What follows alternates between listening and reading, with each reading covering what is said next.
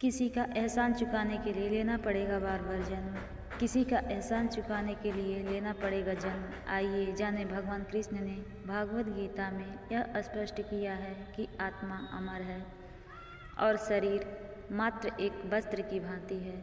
उन्होंने कर्म और उसके फल के नियम को समझाया है। कर्म के आधार पर आत्मा को बार बार जन्म लेना पड़ता है, लेकिन इस चक्र से मुक्ति संभव है। गीता में भगवान कहते हैं कि यदि कोई व्यक्ति निष्काम कर्म करता है और अपने सभी कर्म मुझे समर्पित करता है तो वह जन्म मरण के बंधन से मुक्त हो सकता है। पुराने समय की बात है। एक गांव में एक किसान रामदास रहता था। वह अपने माता पिता की सेवा करता था और दूसरों की मदद के लिए हमेशा तत्पर रहता था। एक दिन उसके पिता ने उससे कहा, बेटा, हम पर तुम्हारे दादाजी का बड़ा एहसान है। उनके द्वारा कमाई गई संपत्ति से ही आज हम सुखी हैं। तुम उनके लिए क्या कर सकते हो? रामदास चिंतित हो गया। उसने सोचा, दादाजी तो अब इस संसार में नहीं हैं। मैं उनका एहसान कैसे चुका सकता हूँ?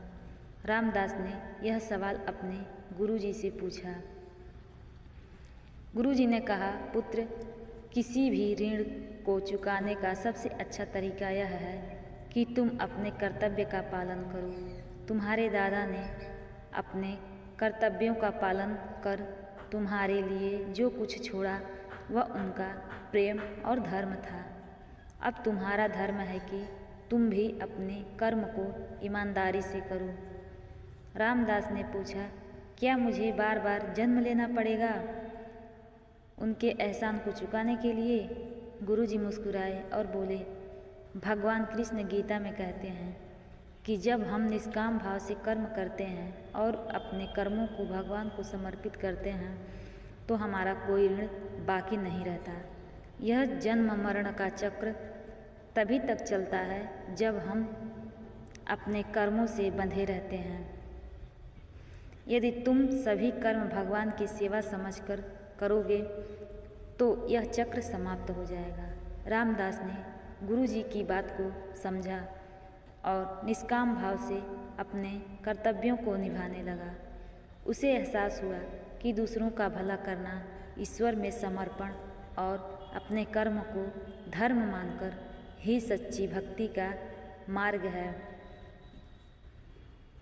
भगवान कृष्ण ने गीता में यही संदेश दिया है कि कर्म किए बिना कोई भी मुक्त नहीं हो सकता, लेकिन कर्म को भगवान को समर्पित कर निष्काम भाव से करना ही मुक्ति का मार्ग है। एहसान चुकाने का सबसे अच्छा तरीका है अपने कर्तव्य को पूर्ण निष्ठा और समर्पण के साथ निभाना चाहिए।